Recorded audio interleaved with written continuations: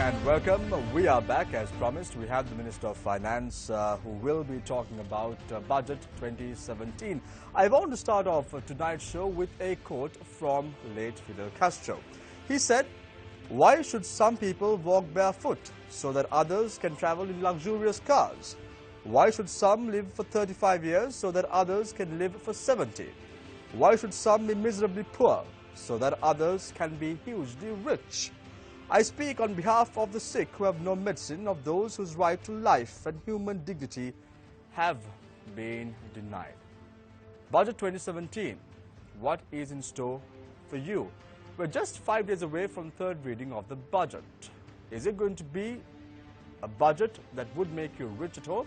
To discuss all this and more, we have the man of the moment, the Minister of Finance himself. A very good evening to you. And we welcome to the show Minister Ravi Lanka. The last time you were here, you defeated an impeachment motion, and now, again, the budget 2017. 5 days away from the third reading of the budget. What was it like this time around? You made a presentation last year on the budget, which was hugely criticized by many quarters of society, saying that the contents of the budget speech was changed more than 5 or 6 times. This time around, people are commending your efforts. People say that it is a good budget. How do you feel it, Minister Ravi Lanka? You are on the spotlight. Tell us a little bit about Budget 2017 that you presented. Thank you very much for giving me this opportunity. As you know, a budget statement is not a reflection of your cost against the revenues. It is a way forward as to what the government feels as to how the economy should be directed in the short term, medium term and the long term. So keep that in mind. There have a certain consistency, coherency and sense of stability that need to be brought in. And I guess we managed to get that idea across very clearly and coherently. While the next one was to rectify the anomalies that were there, which was from things that have been inherited to what we need to correct, because there is no point blaming the dead past now. The economy is in front of us. We have got to take stock of it. We have said these are what we have inherited. Now we have got to do the corrective action. So from that point onwards, we need as to how fiscal consolidation takes place, and we have shown that very clearly. We have shown how the fiscal space comes in with revenue increases, cost reductions, putting value for money, etc. And the next most important thing is as to how that we give the people a share of the future which they have been looking for. So these are the 3 aspects that we enshrine into the budget of the 2017, which was on the premise of what the President and the Prime Minister mentioned during the last couple of weeks. The President want eradication of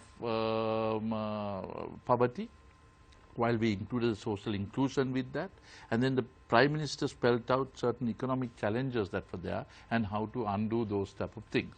So that was the premise as to how we brought it forward.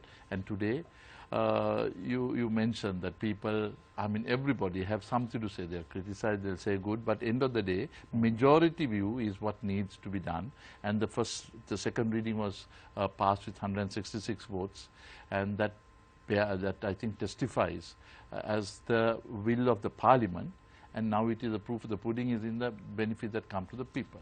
Minister Lanka, interestingly, there was a Sri Lanka Freedom Party committee also who assisted your role as the Minister of Finance to formulate the budget. However, during the recent weeks, we saw one of the elements in your budget, which was increasing the traffic fine for 7 offences to 25,000 rupees, being challenged by the President himself. Is the government really united? I don't think. I think you're taking it out of context. Well, if you can tell me that the President said so, because I must thank all parties for putting together a budget that was acceptable by all concerned. And it was not something which was brought in shroud of secrecy. It was something which was unanimously done, unitedly done, and unanimously adopted in order to give the benefits to the people. So are you trying to say that the 25,000 rupee traffic fine that was imposed is still in effect? There is no change in it? No, if you can tell me where the President has said so. The President said that he will appoint a committee to look into it. No, there were areas where the fines were imposed to 10 to 15,000. Then there was a request that was made. Then we went back to Cabinet and they said to make it 25,000. But in that process, there was one added thing that was done, overtaken on the left-hand side of it, which basically was something which they questioned because it was sometimes not possible to prove its actual happening. So they said that, look, that can be leading to unwarranted things. They wanted to relook at that. And this was mentioned well before. Then I would say, a more sabotage approach by a very small element of the opposition utilized the private buses of one faction and trishaws of even smaller faction, and they led I would say, a very nasty campaign, and finally boomeranged on them because they went back. And the President discussed to say, we'll discuss your problems. And that doesn't in any way warrant a change. It was a democratic process, which we have a consultation consensus approach. So, Minister, you are saying that 100% you are sure that this traffic fine that was imposed by you in the budget speech will be in effect? Absolutely. Why was the committee appointed then?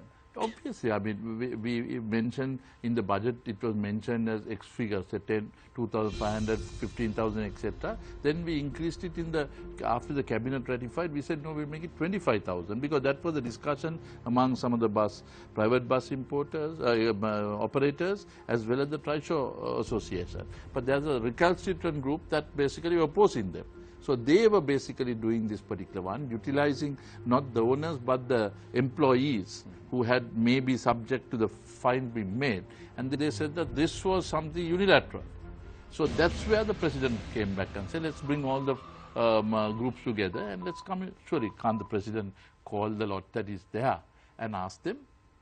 Were you present at that meeting in question, Minister? No, it was only him by himself as the President meeting the supposed to be aggrieved parties, which was one faction of it. The others had unanimously approved it, and that they were basically backing, saying that because, in short, they were asking a license for kill, no?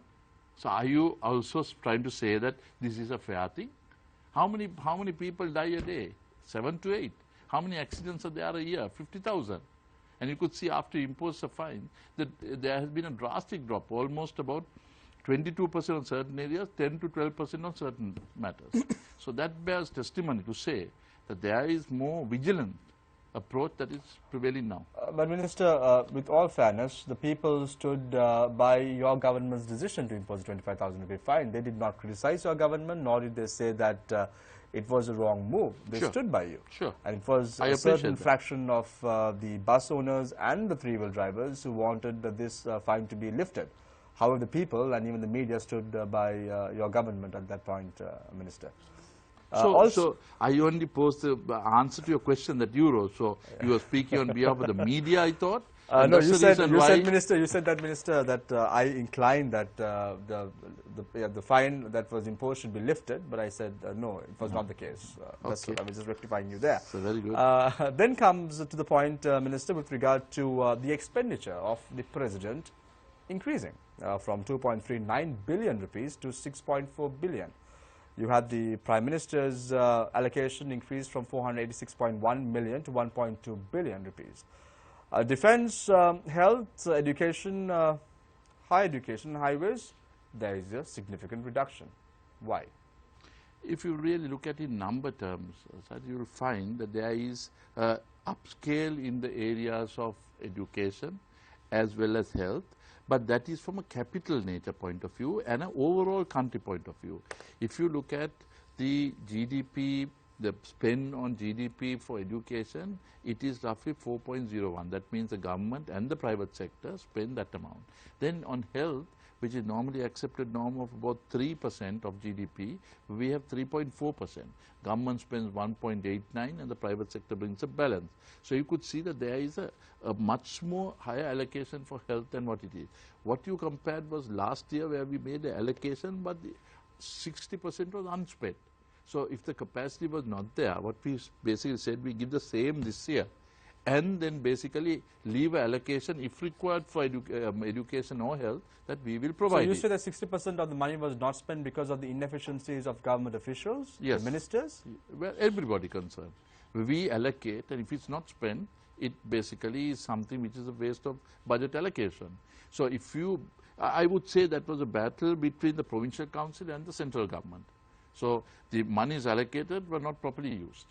Minister, last year when you made your announcement with regard to the budget speech, you said that the budget deficit would be just above 4.8% or so. However, no, 5.7. 5.7. However, it was amended to 7% afterwards. No. It was. No. Wasn't it? No. 5.7. This year's budget yes. is 5.7, right. and we will improve it, not reduce, not go above it.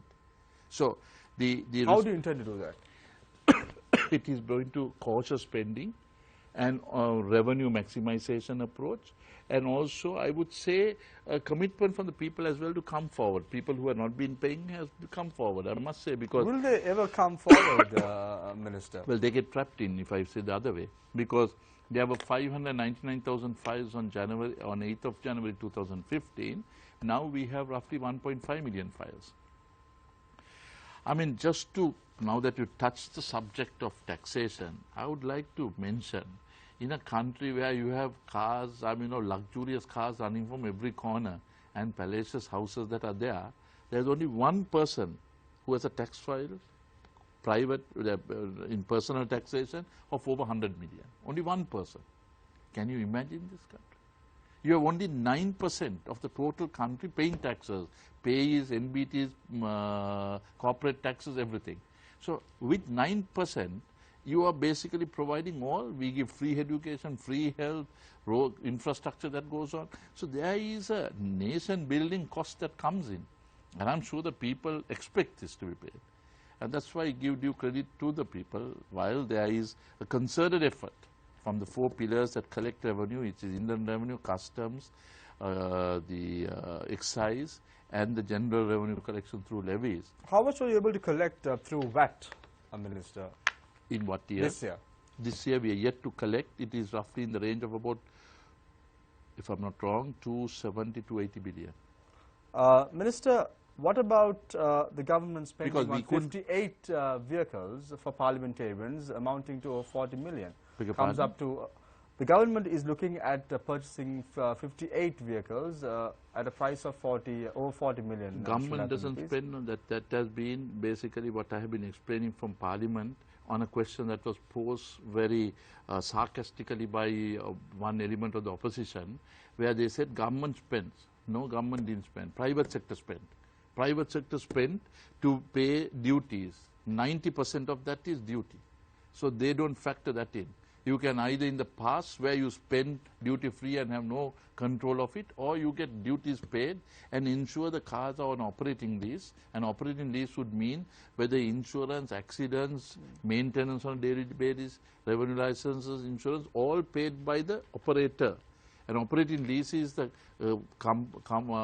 ministry or the individual who pays on a monthly charge. A total cost on that type of thing is roughly, I think a Toyota is 35 million rupees with duty. And if you look at what is paid out, which basically is included the VAT and all, including the duty and all, comes to 33.5 million. So end of 5 years, you have not paid a single garage bill, you have not paid anything for insurance, you save roughly about 20 million. Minister, do you use, I'm sure positive that you've used you've used brand new vehicles. Obviously. 5 years you can run a brand new vehicle without any problem. You are aware of that as well. Well, that is exactly the hypothesis that a private sector company which you and I worked in would be, or you're working and I worked in, would basically go. But the government sector, you spend from year 2nd to the 5th year almost equivalent to what has been paid for a new vehicle. And that is the reason why we saved 10 billion last year. So these are the things which is unknown, which they try to mystify and try to show why a payment is made, when that is the cost effectiveness of having professionals running governments. The difference between a clerk or a glorified, government servant and trying to do this thing, while we have a collective team. my secretary and my treasury team, as well as other colleagues of the cabinet, all put their heads together, and we have come forward with this, which I think is something unique, and I appreciate everybody's input into it. Thank you very much, Minister of Finance, Ravi Karnaka, for his opening remarks. Let's open the floor for questions from our journalists. On to my immediate right is Nadeem Majid, as always. On to my immediate left is attorney at law and journalist Sonali Vangabalge. On to my left is also Faraz Shaukat Ali, investigative journalist and host of our show Newsline at 7 a.m. on TV1. And on to my far left is Charita Fernando, who's also a journalist and assistant manager of business news at Newsfirst. Let's start off with Charita today. Thank you, Shamir. Minister, there are few concerns regarding the plantation sector with the 2017 budget proposals. Now, we also know that the government is looking at stronger constitutional investment guarantees, right? So, in this context, breaking up larger plantations on the argument that they haven't been productive. What's the rationale behind this? Because you lose economies of scale, right, when you... Well, thank you for posing that question. I think very relevant and very question that needs to be properly answered. If you look at the benefits of economies of scale, who has benefited? The government hasn't. The taxpayers haven't. Then who has? Who has consolidated the economies of gain? Only some people which took to their advantage, not to the country or the golden shareholder or the taxpayer. We have been paying almost 32 billion of as subsidies for those RPCs, amongst losing the revenue that was coming, because if there is a drop in rubber price, we have to give a subsidy, not by the company, by the government. If the tea price drops, that's paid by the government, not by the company. They have been having management fees. Their revenues are confirmed and known, but the expenditure is what we basically have to share. And that's where we have to subsidize, whether fertilizer or whatever it comes. So what we said was economies of scale is something which can be managed prudently or judiciously. What happens here is that they have 25 to 30,000 hectares, which even under the foreign holding, under Shawels, Vitols, etc., they basically, George Stewart, they didn't basically have such. Maximum they had was 5,000 acres. So we are getting back to the principle of a manageable unit, a span of control that is possible. So that is where we basically put forward. So it was a rational decision, and the people, there are 3 RPCs that are well run, or at least profitably run, and those people will have the full advantage of taking it in units, tea, rubber, coconut separately. Today there's a mix of everything and nobody does anything properly. 20 RPCs, only 2, if I'm not wrong, 3 that are making money. All the others are draining from the taxpayers' money and not coming at all. And this is not 1 year, not 2 years, continuously for over 15, 20 years. But one could argue, Minister, that this is an infringement on economic freedoms. What is the message you're sending investors? What is the infringement? What is the infringement? Because you expect losses to go on, and then you accumulate that. Under property rights, and the last government also expropriated some of the private lands. No, we have very safely guarded it, where we have basically said the first right of refusal comes to the existing owner. So if somebody is, if something has been badly hatched and given out, and they're losing day in, day out, we as a government should just look and wait and say do nothing. We are calling them and say, this is government asset, please come forward and pay, run it profitably. If not, basically help us to look at some other partner working along with it. So we give the first right to them. But they have to explain why they are losing out money and others are making money. Surely that is not, it's insane to basically ask us for questioning them. Because we have the golden shareholder. Then what's the purpose of golden share in our hand? We have given 62,000 acres, 82,000 acres out in the RPCs, with basically without any money is cumulatively coming in, a net outflow only takes place. So I hope you got convinced as to why we had done that, and this is nothing to do like what the previous government did, expropriation of 22 assets without giving a rhyme or reason. They just wanted to have control over family control of economy of the country, and then they expropriated. But this is we have telling them we intend doing this. We're telling them you get the first right of refusal. We tell them come here, let's discuss and see as to how we are going forward. What more? It's not that it's been taken over. But fragmentizing it more, is that the way forward? Well, you are belonging to a big company. Don't they run in individual companies? You only consolidate the entire running of those. You don't have one company that is running every company. Each company is run by itself. That's what we intend doing.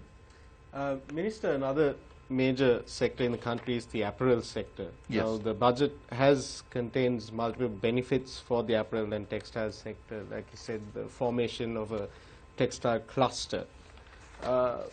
But we have seen in the past few years, several companies in the Katunayake Free Trade Zone have closed their doors. There's been an outflow of foreign direct investment. These companies, of course, say that there is a lack of support from the BOI in dealing with unions. Does the government have a plan to address that? I don't think there's a problem of that nature. It may be a hands of some inefficient people, but overall the country has grown in quantity and quality. So the revenue is coming in, but not in the desired manner it would be. But certainly we have addressed many issues of going sophistication in getting new technology, robotics into the system, and bringing efficiencies of economies of efficiency coming into the industry. So that will help to increase competitiveness and bring in a better return so they can plow back that into the future. At the same time, Sri Lanka there has been an increase in FDI in the second quarter of 2016, but between 2001 and 2016, Sri Lanka has averaged foreign direct investment inflows of about $128 million US. Is this a concern? Where would you like that figure to be? Thank you, Nadine. I think if the question that needs to be answered there is from this point. The investments we would like to see roughly $4 to $5 billion coming in the first 2-3 years, and subsequently looking at $8 to $10 billion coming per year, because that is where the momentum of growth takes place. Now, we have not calculated government takes a loan and then spends it on infrastructure and say that's FDI. That was what the past government was doing. But even with that, you show what a dismal picture it was. It was not 128 million, it was roughly 1,200 million last year, dollars, etc. But what was wrong there is that that was not FDI. That was government borrowing from the overseas and bringing in as if it's FDI that came in. So, you know, you borrow on behalf of the people, then you basically say bring an investment in which is construction of road, and you say that was FDI. How can that be FDI when the people of the country have to pay that loan off? FDI is completely foreign direct investments that come in, which doesn't have any payback. It only has dividends and all those things that go out. So you mix your infrastructure development with borrowed capital, and you say that is FDI. You're only making, I would say, wrong statistics. Like the growth rate of 6.9% that was shown in the 2014, when it was rebased to 3.4%. Minister, there's also plans through the the Sustainable Development Act to bring in a policy development office. Yes. How will this impact the role of the Board of Investment? Because right now the Board of Investment is viewed as your one-stop shop for everything foreign direct investment related.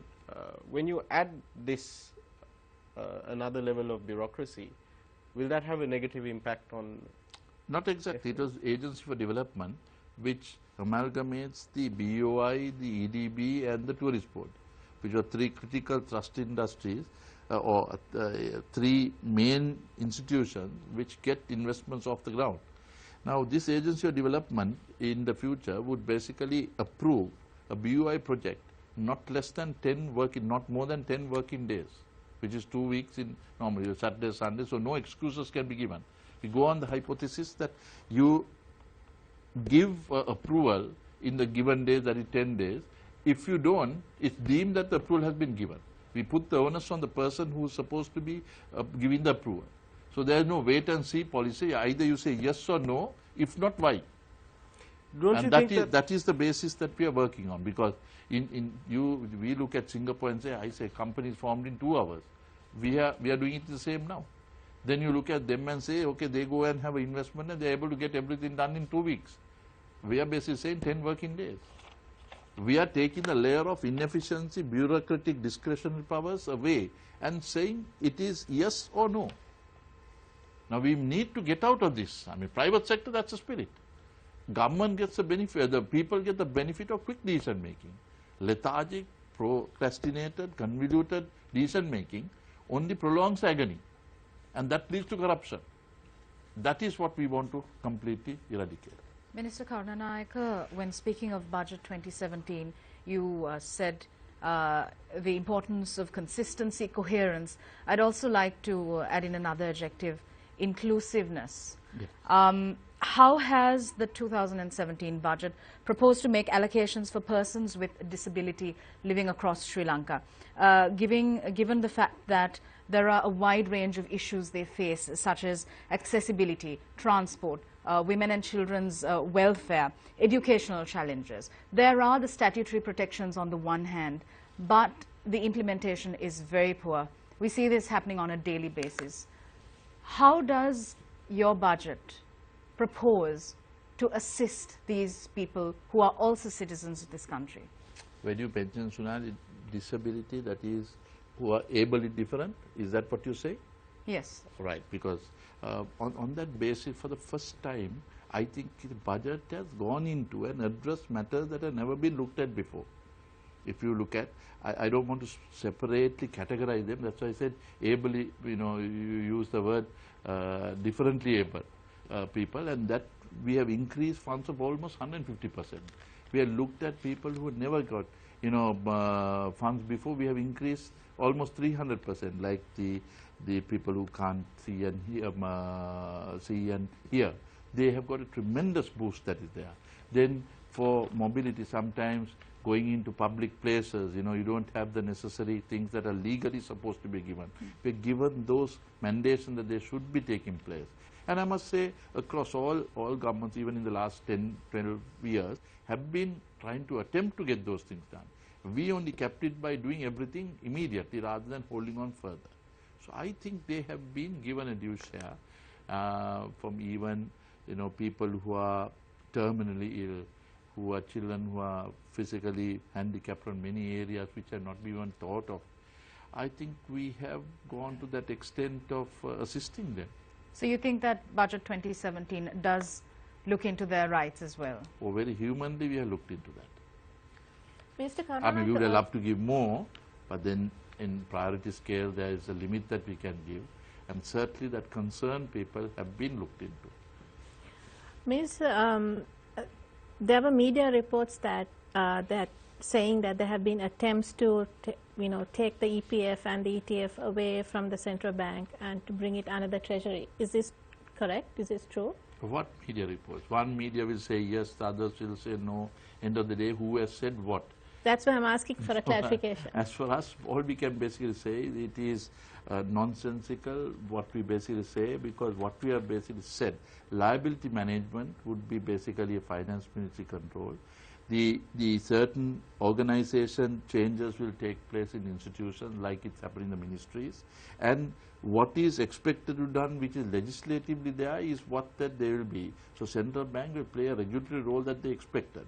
But this was highly politicized in the last 11, 12 years, and through that dominance, it lost its serenity that was there, or the professionalism that was there.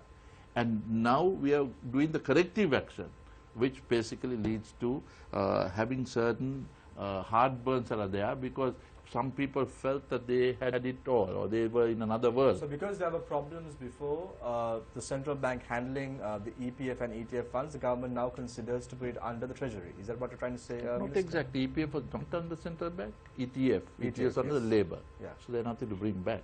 It was not in the central bank. So, So these are is the government EPF is managed by the considering central bank. Is the government considering ETF is not managed by central EPF. EPF is Yes. managed. Yes. So is the EPF government considering bringing this under the treasury? No, it's been brought under a pension, centralized pension fund, which has the central bank, which has the finance ministry, which has the president, representative, prime minister, the unions, all of them, because it is not something that one person or any individual can, one unit can decide. It's a collective process, and we want transparency at its maximum.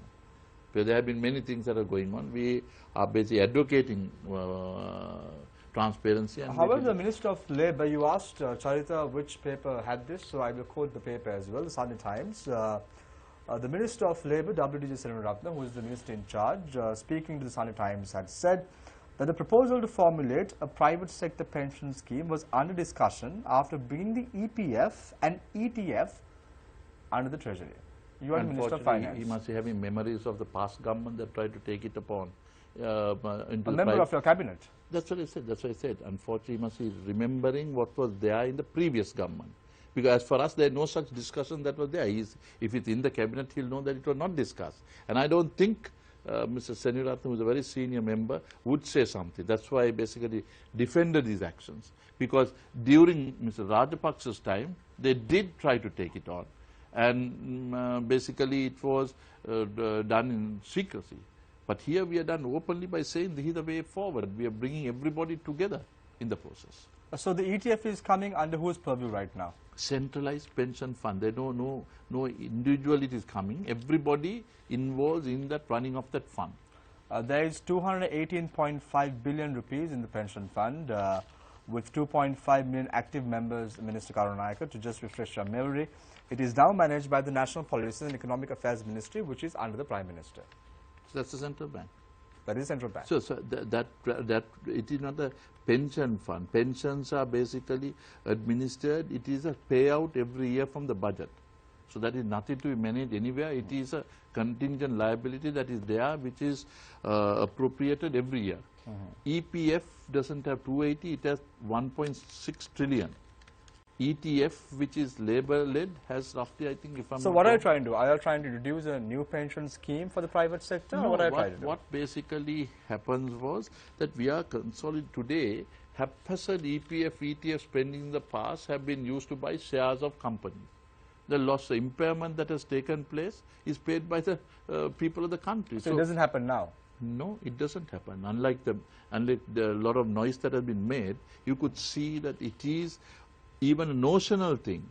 Faraz has been very active on these areas. I'm wondering as to why he's quiet, but I can. He will be. I'll preempt him to ask the question, and that's why I'm basically saying that what went on for last couple of years doesn't need to be compared to say it happened then, so why should it not happen now? We are saying it won't happen now, and this is what happened in the past. So your government, yes, Faraz, yes, please go ahead. Yes. No, that I preempted you, no? Well, thank you. I wasn't sure whether I ought to be asking these or not. But anyway, here we go. I know you won't have the show without asking that. So That's why. So the EPF, it's quite all right for them to buy in the secondary market. EPF? Yeah.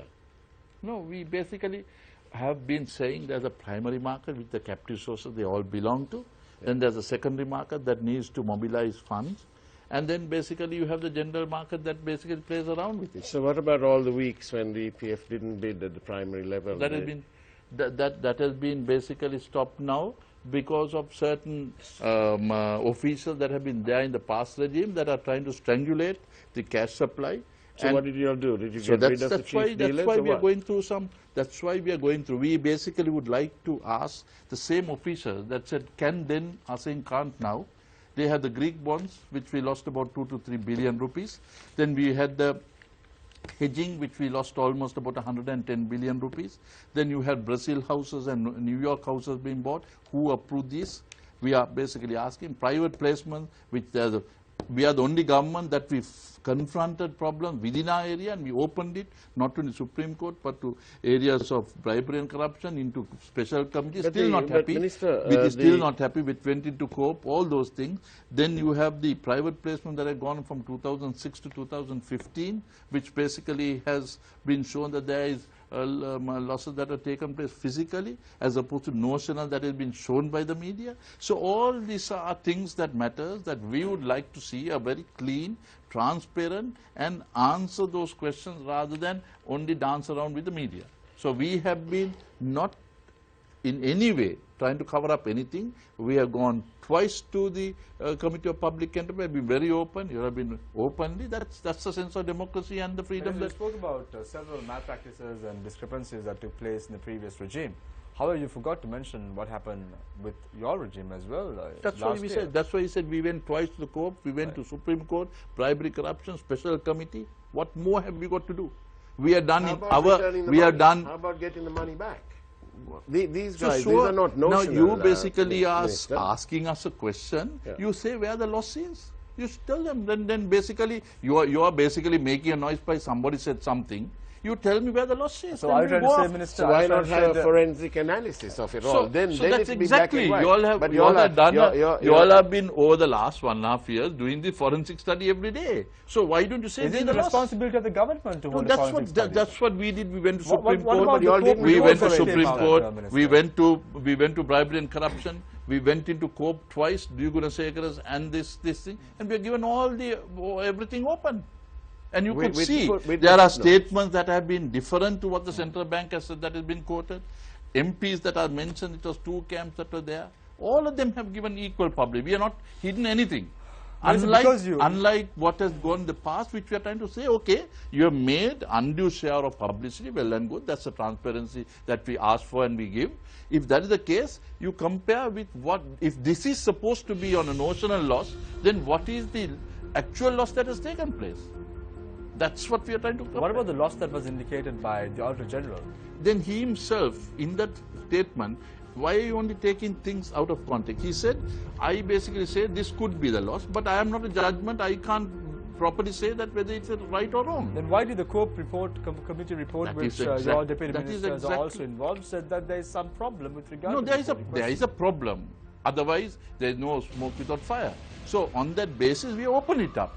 Please tell us where the loss is. Minister, in fact, we did not want to ask you questions about the bond issue or scam that took place, because we want to focus our attention Minister, the on Auditor budget General- 2017. I appreciate. However, It will come some or the other before the end of the day. It will come. So I want to be we upfront did not by want saying to we are talk not about there it. to hide anything. Yeah, we did not want to talk about it because you Minister, brought it up, Minister. Your governor, Mr. Dr. Idris Kumaraswamy, speaking to the media recently, said that they have taken action against the company in question, Perpetual Treasuries. You are the Minister of Finance. Tell us what sort of action have you all taken? So that's very good. The governor of the central bank has said he has taken action. Let it come on. The media is free to report whatever the action. But the governor is very silent about it. He said that he So does not want to say. ask him. He's the governor who you have mentioned and You're the quoted him. minister in charge. I'm not the minister. I know you're not the minister, but you're the minister of finance in Sri then Lanka. you're asking me, but I am collectively held responsible. I like the situation that we have opened it up. Come and check what So it there is. is a problem with regard to this bond transaction. Well, that is what the media is showing, and we have opened It's it up. not only the And we- media, come on. It's the governor of the Auditor We General are saying that. basically look, you all are making a mountain over a molehill. Tell where the loss is. The Auditor General says that on Auditor the day General that it say- was, Auditor on the General day, says, Minister, with and all he, due and respect, he also he says, corroborates no, no. by saying he is not competent enough to judge whether He it's is- right or what wrong. he said is that he is not going to speculate on what the eventual loss is. But on the day, he says that it's 1.6 billion. I'm sorry, you're mischievously distorting. What he said was, I don't have the professional skills to say what the attributed loss would be, because it was a notional myth that is being shown. Let's say Minister. No, Auditor I'm General sorry, was- I take umbrage of Right, fact okay. that why it was shown. Right. Let's say Auditor his General own said words that, say okay, that he is not professionally competent. Absolutely. Okay. Let's keep what the Auditor General set aside. Keep that aside for the moment. Let's put it under the carpet for the moment. What No, about no, the don't, Cope- what because about we the don't Cope- want what to. about the- what about We the don't Cope- want to put what it about under the the Cope carpet. report? What about the conclusions and recommendations that were made in the Cope report? So let it go through. It has been referred to the Attorney General by the Prime Minister, by the President, with the two highest in the country. So why should we basically take things out of context when we have done everything possible to make it as transparent as it could be?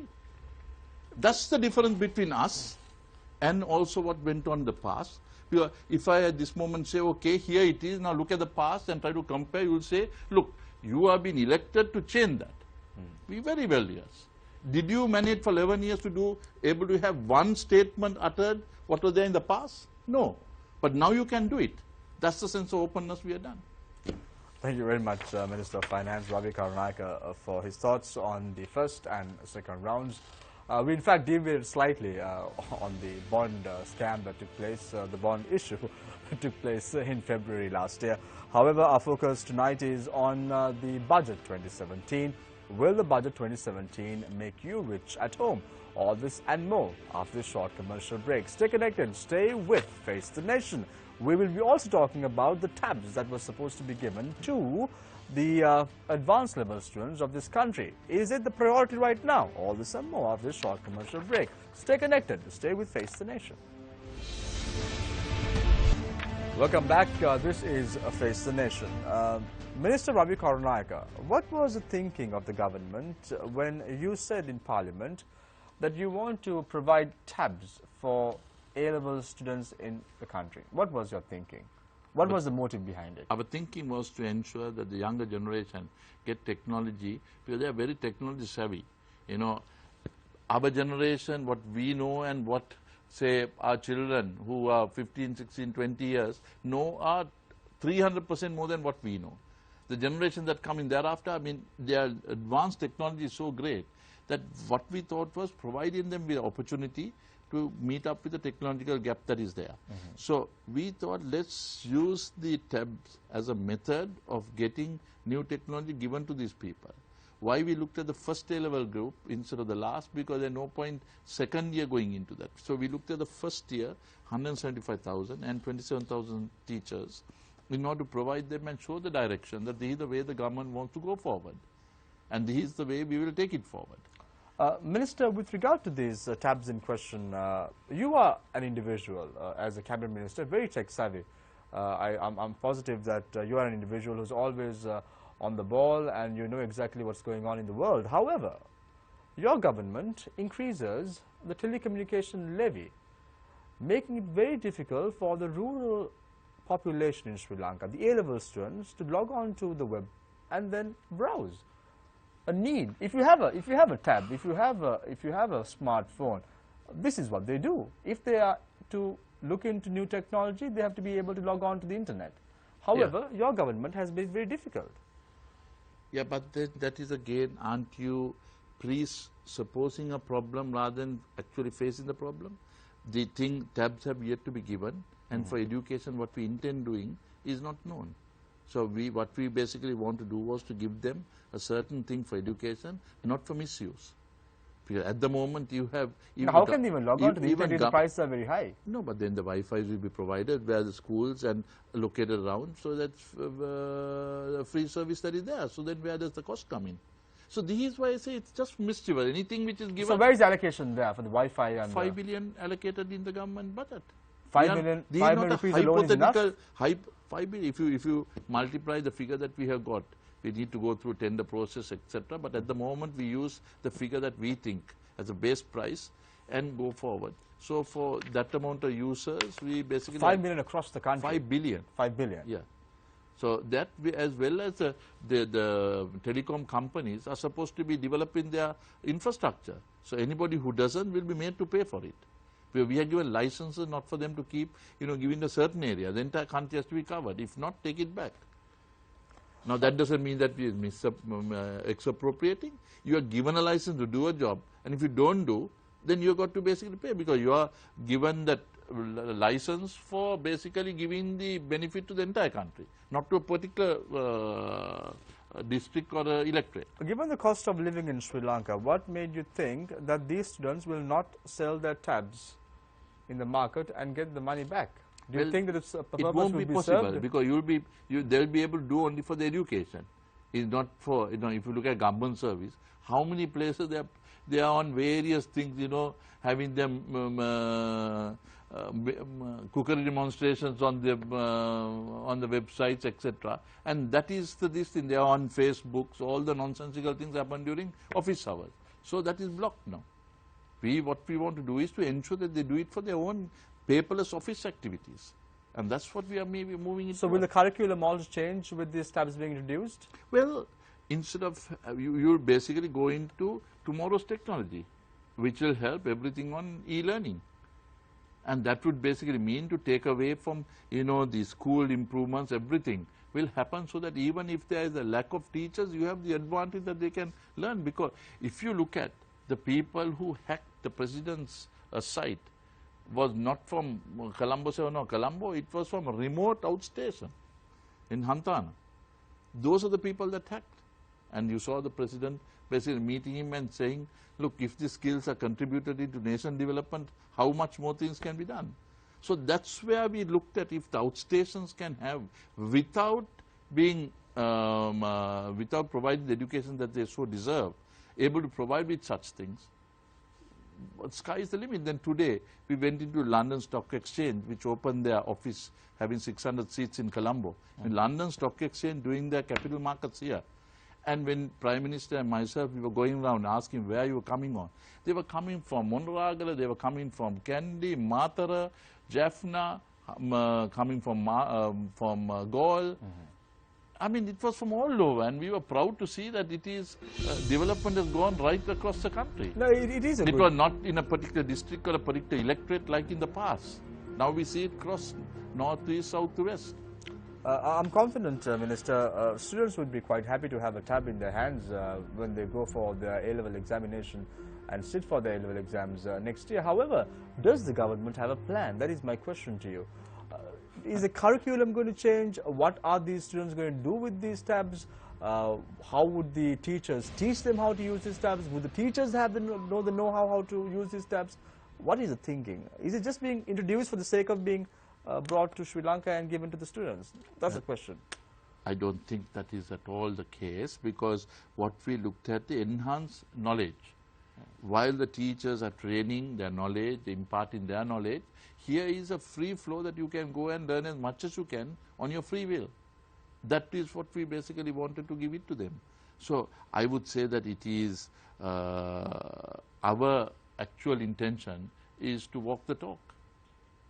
And that's what we intend doing. So this is going to be done annually? Yes, not only done annually, it will be improved annually. This is A-level grade 1, next year will be grade 1 and 2, or the year 1 and 2, and then we'll move down the line. I hope within the next 3-4 years that we will be able to give every child a tab. I mean, practically possible. There are no point just giving to, play some games. Minister, education oriented. Also with regard to, give me some clarification on the taxation on the unit trust schemes that your government intends to bring in. Would this in any way discourage investments taking place? Well, unit trust is, what is unit trust? Unit trust is a mode of investment that is used by small players on the stock exchange through professionals. And that is what the full benefit is, what needs to be run through unit. But what in the past was corporate companies were hiding their, or they were using that a refuge or a mode to protect their taxation or erode their taxation. So what we did was we blocked the avenues of they trying to seek refuge of this, and we imposed a tax on corporate. But individuals will have a tax-free return. The individuals will have a tax-free return. Individual will have a tax-free. How will the corporates will have to pay taxes? Absolutely. Corporates don't need to be playing out in the unit trust. Thank you very much. Unit trust is only for small investors. Thank you very much, Minister, for the clarification as well. I open the floor for questions. Let's start off with Faraz. Yes, Faraz. Minister, on the 4th of October, the Cabinet approved 847 million for compensation for the persons affected by the floods. That's 586,731. That works out about 1,443 per person. You can buy one bag of cement, 10 blocks of bricks, for example. But Golden Key depositors got 6 billion last year, and I think this year you've got about 4 billion coming to them. This will be about 12 times what the flood victims got. Why should the state pay for the mistakes of some private corporation? Faraz, I seriously think your information source needs to be corrected. because what you mentioned about the flood victims is completely wrong. They have paid almost as much as 7 billion rupees, and another 12 billion owing to the bureaucratic inefficiency they have not been paid.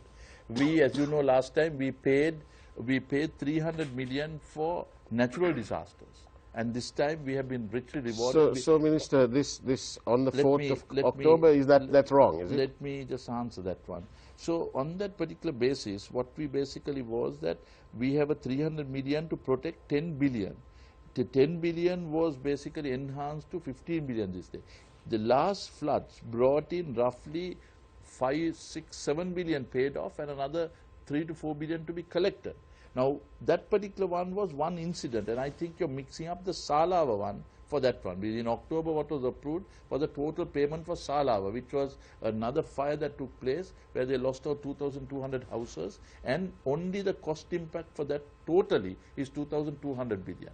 And of that, 1,400 was the approval that was given, the balance to be paid. Once again, the government was ready, willing and able to make payment, while the bureaucracy was grappling, signing 30, 40 checks a day, as opposed to signing 500, 600 checks a day. The bureaucracy is being represented by so the how much government. did these victims get? That is exactly what I'm saying. The bureaucracy needs to be woken up, and that's what we are basically doing. That is where things don't happen. The governments are intended giving money. Mr. Amrayapa, Minister, Sushil Premajayan, myself, Prime Minister, President, we were all on the board, going there and approve things in a week. But it took almost 3-4 months. What's the point of having a cabinet if that's the case, if there is bureaucracy taking place? Well, what's the point of changing the government if there is bureaucracy taking place? What has to do to a bureaucracy if they're not functional? You have the lower end which is wanting to work, and the middle level which basically gives command, sometimes dysfunctional. And that is what we are basically getting things done. That's why we are going into digital technology, because you basically have the agriculture fertilizer. Today everybody gets their share direct to a bank transfer. You don't need anybody having a clerk signing this, taking 4 or 5 days. In a second you give it to them. That is where things are happening. So that then you are able, why did we basically make the economy digitalized? Because we want everybody transparently able to know what is going on. The Samudra recipient, we basically pay 43 billion. 18 billion spent to administer that 43 billion.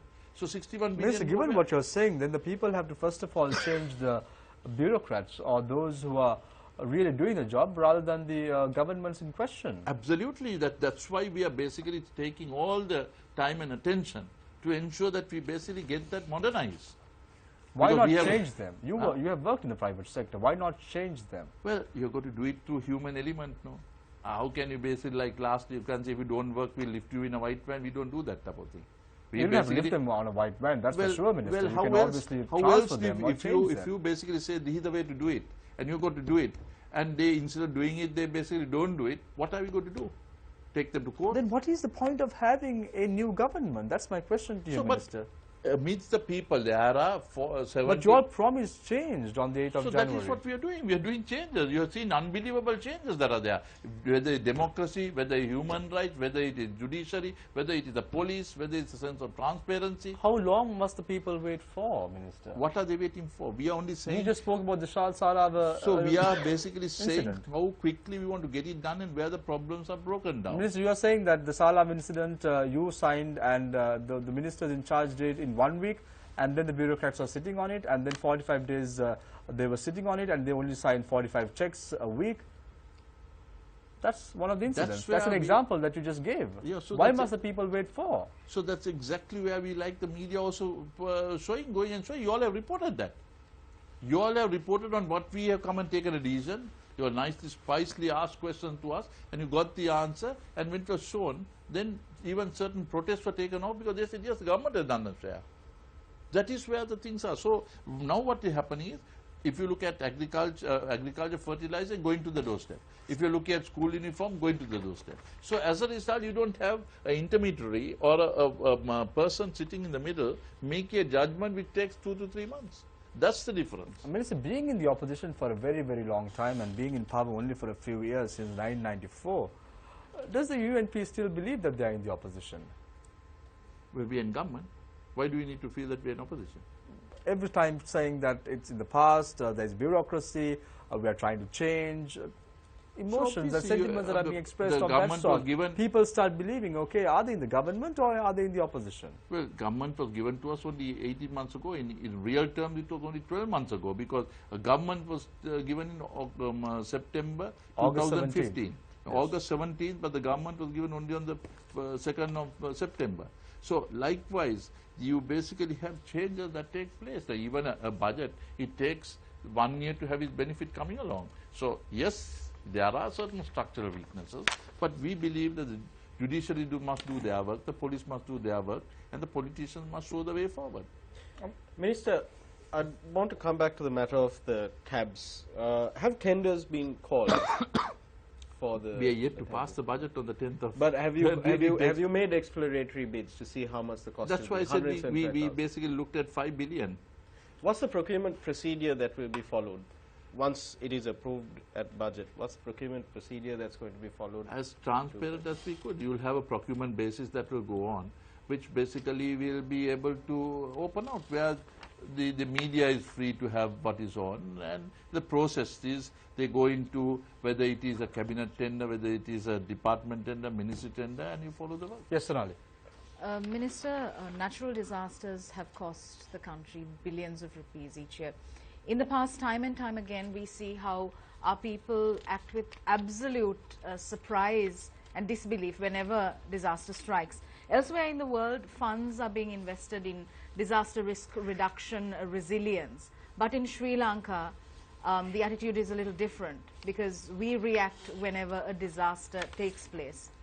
So how do you envision that we can go forward, take the country forward towards disaster risk reduction, resilience,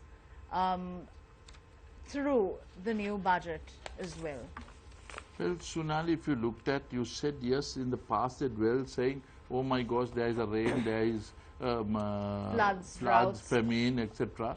But last year, we recognized that we spent 3 to 4 billion on natural disasters. So we insured this. We insured for 300 million, we insured 10 billion of natural disasters that can happen. And God forbid, after we did that in May, you had the floods that took place. And we were able to collect almost 200 times the figure that we insured for. So that for the protective element we had done. Unlike the past we talk, here we have action. And that's why I was able to give it figures when Faraz asked the question, that it was a Sala one and not for the floods. And if you Golden Key, I didn't really finish answering Faraz on that. Golden Key is once again an inheritance from the past. Now, are you to tell, yes, that was the past government, so don't pay. There were almost 25,000-30,000 people who were deposited that were sucked dry by the former governor and the central bank, which basically ran amok. And when they basically have, out of their 100%, they get only 41%, and even that not paid. That's where we humanly came from. So you're paying more than 41%? No, 41%. So that's it. That was what the Supreme Court told, which was ignored for the last 3-4 years. They kicked out Chirani Bandaranaike and they brought these people to salute and shout and clap and do. They still didn't get paid. So we could have easily said this is something of the past. No, we are human as well. So wherever possible, we'll assist. I've got somebody asking, what is the status of the digital NIC? When will it come? Well, the digital NIC now is for the last 7-8 months in tender process. And it goes from procurement to re-procurement to Technical Evaluation Committee giving various things. We are still in the mud. Now, this is the 19th Amendment which goes through the transparency. Now, you have got to give 2 months, you've got to open yourself up, you've got to go through a process that is spelled out by the Procurement Commission. So, that's what we are following. And could you answer this, please? We're told that there's a loan facility from a Japanese bank, and my question for $1 billion to do with Section 3 of the highway, the Central Expressway. I'm wondering why the insurance premium is so high, 10.07% after the war. Why is it? That's the reason. Owing to the past inhuman government, the government were put as a high-risk governing. The OECD basically tags you as a high-risk country, and on that we are number 6. So OECD of number 6 brings you the highest level of interest rates. And that is why you've got to pay that. And in a matter of fact, the Prime Minister, myself, you're hoping to meet the OECD on January 20th. at 2 o'clock to be precise, in order to see that we get a ranking which is in the range of 3 or 4, which will help reduce that by almost 80%. So can't we wait until then? What do you mean? So can't we wait until that ratings comes down so we can pay less then? So it's an automatic process. No? If you wait for tomorrow when the economy improves further, then things will be down. But if you wait for tomorrow, what will happen for today? Then you will report saying you're not doing anything. So we want to basically be, while doing that, move forward, get things happening simultaneously. Minister, on the subject of the centralized pension scheme that you were talking about, where you're going to have multiple stakeholders and runs, has there been or will there be any consultation with the people who will be impacted by the decision, whether it is positive or negative, basically the EPF members? Is there any process that you have in mind to consult them? And at the moment, there is no consultation. The future, we intend bringing that consultation. How do we do it? The stakeholders, the central bank, the finance ministry, the president, prime minister representative, unions, and private sector people all put together. So 10, 11 people together will make a common decision which is good for all concerned.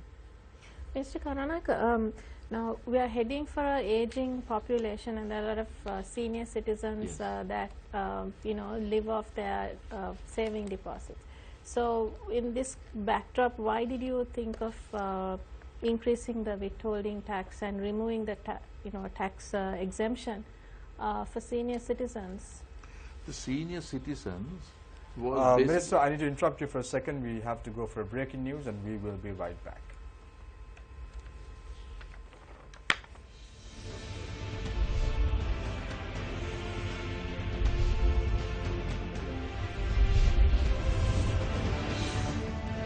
Welcome back to Face the Nation. Charita, all yours.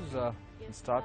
Minister, I was talking about the withholding tax and the exemption, removing the exemption on tax payable on for senior citizens. What is your rationale behind this move? Well, the rationale behind it is that after you reach the age of 65 or 60, there was a situation where even if you earn 10 million in interest, it was tax-free. What we looked was anybody who's earning 150,000 per month is tax-free, and thereafter you have a gradual increase in the taxation. Now, why should 150 is 1.8 million a year? That comes tax-free. If you get another 500,000, you only pay 2,000 rupees on that particular. So that was the basis that it went on.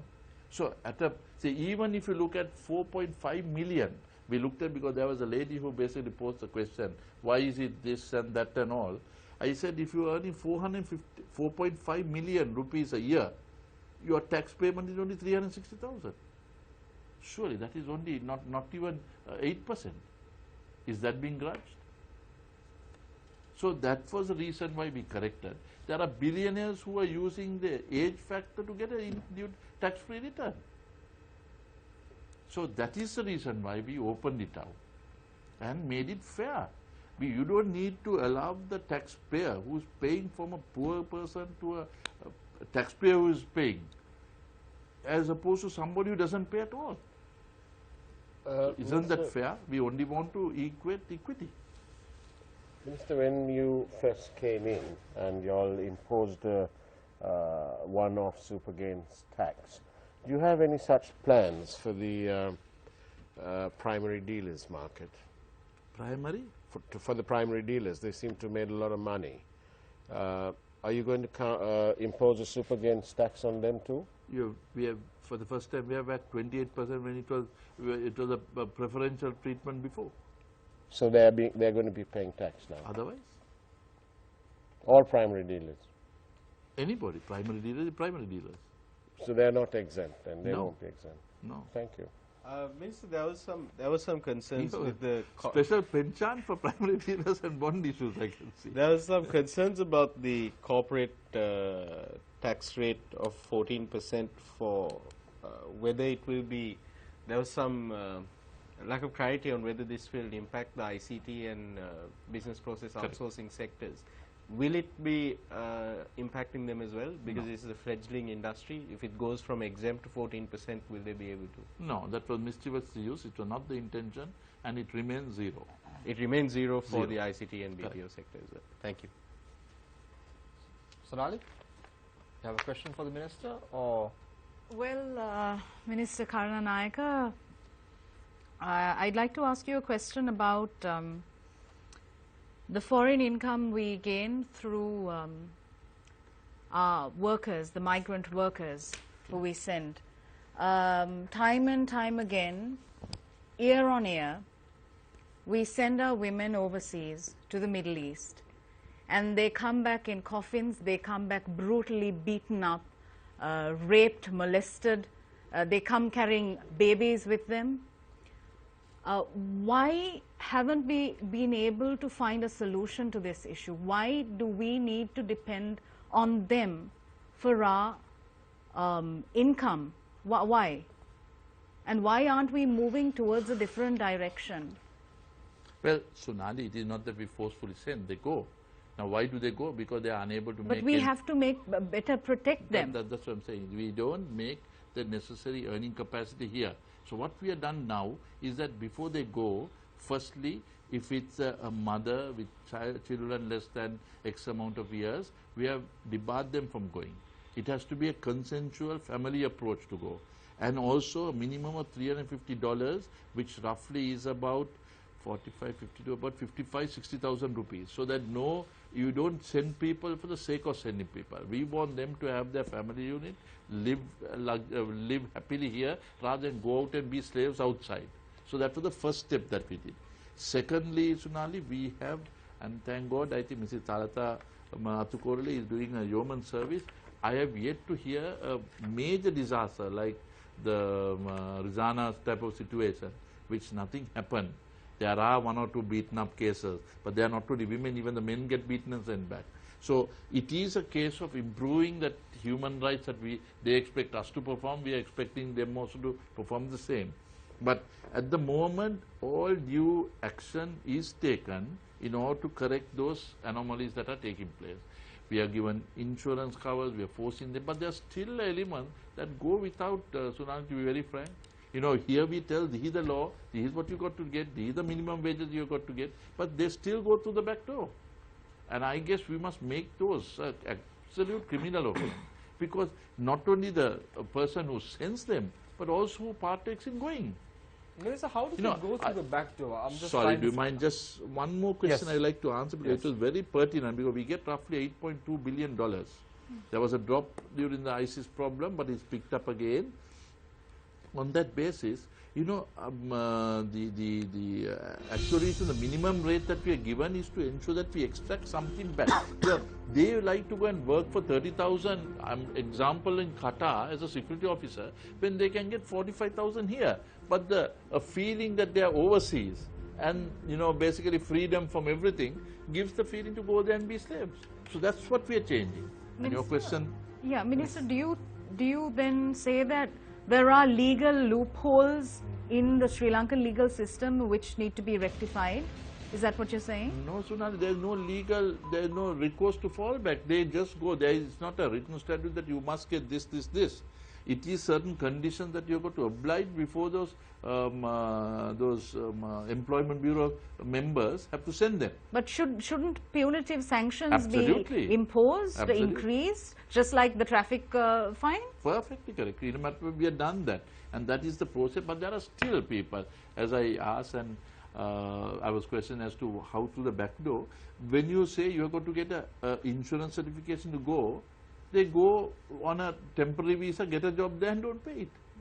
Because they try to say, because that is all paid by the employer. So why do you want to take that risk? It is a job intermediary that is basically the foreign employment company that sometimes try to short circuit this. But going forward, how do we rectify this situation? Well, I guess you are very pure asking that question, and I need to give a crystal clear answer. All I could basically say is we are doing every possible step in order to eradicate that.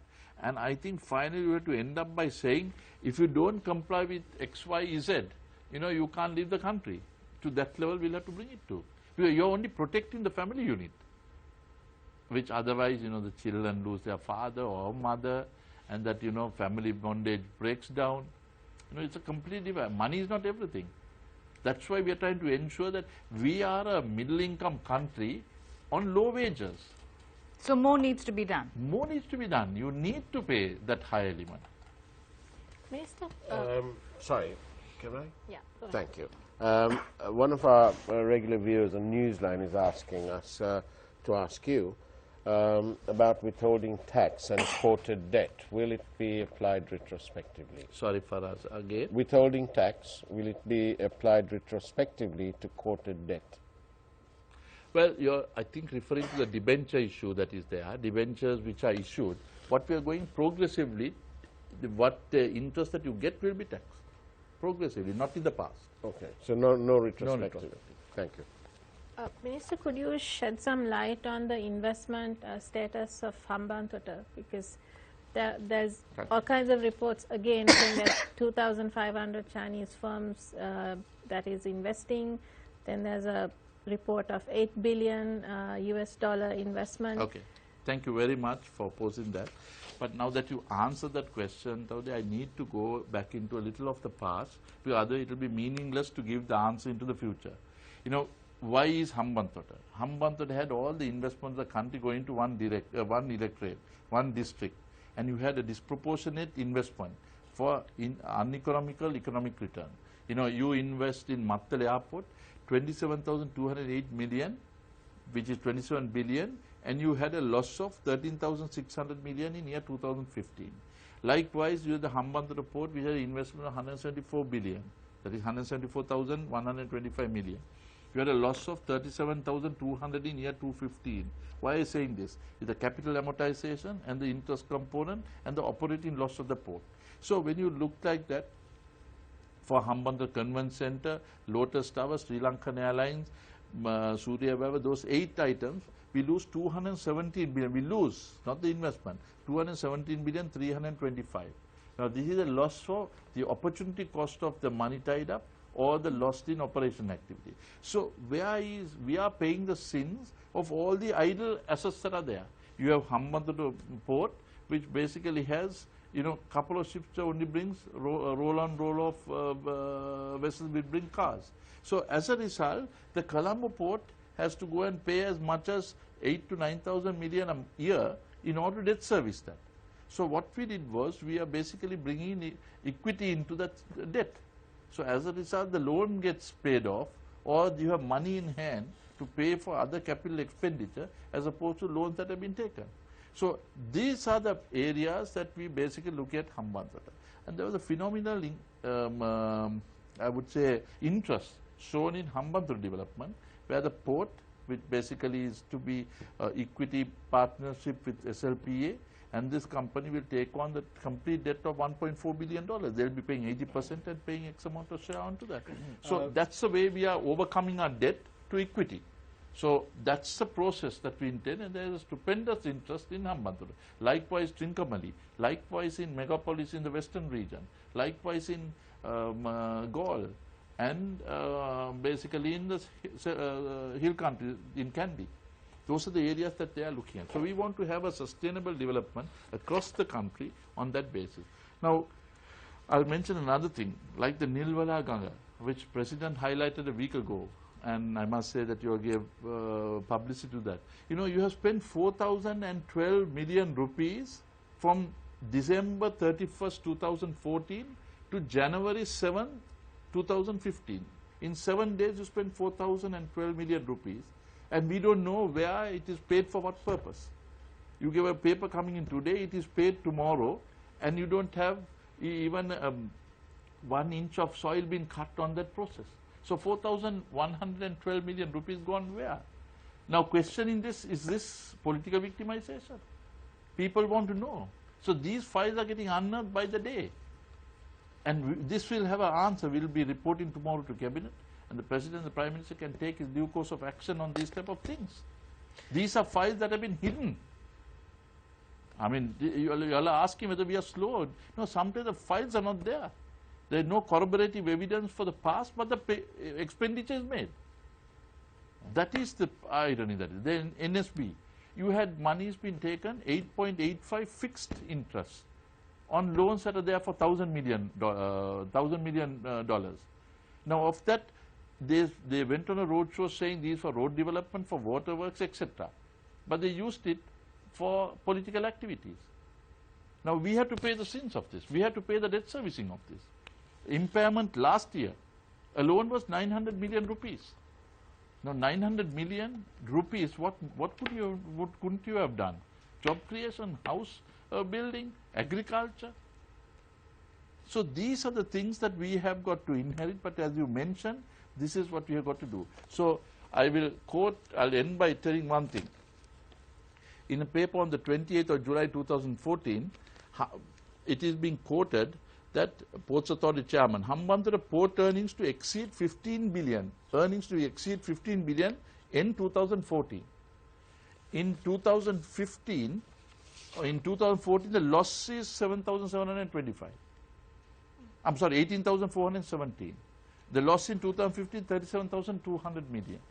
Now, this is the person who mentioned that it is a 15 billion earnings. Where on earth do they do this type of thing? Now, what do you expect to do? You are saying these are loss, go and bomb Hambantota port? No, capital, the taxpayers' money is invested in it. So we have got to get this to economic return. And that's what we are basically doing. But Minister, you can, find files and files, but then if the process, if you can't fast track the accountability process. It is fast track, accountability is not in our hands. It's not in the hands of the media, it is the judiciary. So how fast? And I can see things are in the last 3 months improving, increasing. That is the situation. Minister, I have one final question to ask you. The Chinese ambassador has been quite outspoken about your stance on Chinese loans. Would you make a clarification for viewers of Face the Nation to say what exactly, what kind of, is this tough Chinese diplomacy, or is it a misunderstanding? What is it? Well, I don't want to be undiplomatic. Foreign countries come here, they have their representative through the ambassador. He made a statement, next week he corrected it. Why don't you do the correction as well? Then I don't need to answer that question. So I think I want to be professional in saying so. People make mistakes, and if they correct it and say that that was not the intention, why do I need to bark upon a wrong tree at this moment? All I appreciate is China does a lot of investments. We appreciate that, and we continue wanting their investment. But remember, we are a sovereign nation, and we would like to be treated as a sovereign nation irrespective of the size. And that's what I basically was speaking. We can be small, but we are as the same in size as a big nation. Minister, I have been appointed to be Finance Minister for Sri Lanka and not for any other country. Minister Karunaika, I admire the fact that you are talking very high about Sri Lanka's sovereignty. The international community is now trying to press for human rights charges against Sri Lanka. Why not talk about sovereignty then and say, we are Sri Lanka, we are a very sovereign state, do not investigate us, we are not going to cooperate, this is our country. Why not say that then? That has been very categorically stated by the President, the Prime Minister and the Cabinet. I think it's only past statements that have been used in the present context. Are we going to sell... These are the people who want to go into electric chairs and, found that they got protected when our government came in. Are we going to sell the Mattal airport to the Chinese? I don't think we need to sell. We have a partnership is what we want to do. Partnership of $1 billion US, is that finalized? Anybody, if somebody comes from North Korea, we bring in 1.5 billion, they'll have an edge over anybody else. Minister, but they must have a commercial proposition. Money is not everything. It has to be transparent, clear and visionary. Mr. Karunaika, when we interviewed you just after the impeachment that took place earlier this year, around 7 months ago, you said that the capital gain tax will be introduced in Sri Lanka in September. However, it did not take place. It is it takes place in April 1st because... April 2017. Yeah, because there's a time like you can't just start it any time you want. So that's why it is 1st of April. And that was spelled out even in the budget this time. Absolutely. You said that capital gain tax will be introduced with effect from the 1st of April 2017. So it is going to come into play next year, for sure. Yes. Yes, Faraz, before... Now people will ask as to why capital gains, but capital is a gain. Gain needs to be taxed. And why the government puts infrastructure and land which is zero value with the investment becomes tomorrow X plus 20, you know, why are we not taking a percentage of the X plus 20? But not if it is for inheritance, which is over 10 years, then there is no capital gain. It is in speculative nature is what is taxed. Minister, right after your budget speech on the 10th of November this year, the Colombo stock market had negative outcomes for nearly 2 weeks, constantly. Why? But then the positive element now you don't talk of. I'm talking right after the budget speech. What to do? So they have correct element. Some act quickly, some take a little time, some never see it Some until say they're there's forced still to see it. political uncertainty in Sri Lanka. Well, I think only people who are basically don't want to see or who don't want to hear what is good will think like that. Is everyone in the government? Anybody who is want to take advantage of a situation would definitely take, because fundamentally we are very well placed. Is everyone in the government pulling on the same direction? Absolutely. However, you just said earlier that the Minister of Labour is... No, I didn't say that. You said I said that what he said was out of context, because he had been taken out of context, because he is in cabinet, he knows what is being done. Okay, Minister. So, as far as I'll give you a question and then we'll wrap up. Minister, just now we've talked about capital gains and so on, and the speculative nature. When members of parliament sell their duty-free permits and they make a profit on that, is that subject to tax? Yes. They must pay tax? Yes. Good. And then final question. Why is the dollar 151 or a little bit more? When's it coming down? Your source is 148.58 today. Right, okay. So you are either... It was 131 before. Very negative. Well, it what's 2 was 7 between rupees. friends? It was 7 rupees also in a particular time. So if you basically look at... So where is it going to settle? So it will basically set at the time when foreign remittances come in, there will be inflows of dollars. It will basically strengthen. In 2002, when UMP took over, we had 123 rupees, or sorry, 114 rupees rupee to a dollar. It appreciated to 99, and the same is what we believe. The investments will come in, and with that fiscal consolidation, we are borrowing less. So as a result, there will be more dollars in hand. So as a result, there will be no need for monies to go out. Right. So going to that your fact that you prediction... have money is coming in and strengthen the rupee. And that is where we are, in an import-led country, where demand is limited in nature, because just because the rupee depreciates, you won't have a higher export value. These are the areas which we are trying to consolidate and strengthen the rupee, so the benefit will come with no import inflation coming in with devaluation. So when do you think? A considered view. Beg your pardon? A considered view. Well, I think starting from February, March, April, you see the benefits coming in. Thank you very much, Minister Karunaika. We're going for a short commercial break, and when we come back, it's the final round. For us, where do you change your dollars? Is it the black market? It's 153.25 in the black market. Is it? Yes, it is. There's that place called, Hospital Road or Hospital Lane in Fort, We're going for a short commercial break. When we come back, it's the final round of Face the Nation. Faraz has been dealing with the dollars. Faraz Bond. We're going for a break. When we come back, it's the final round of Face the Nation. Stay connected. Stay with us.